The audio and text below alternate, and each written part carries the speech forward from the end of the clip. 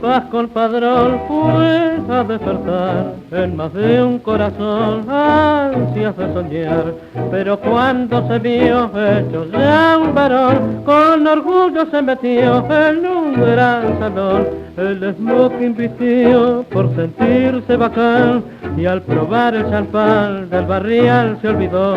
A París se marchó como embajador, despertando con sus notas ambición en el amor.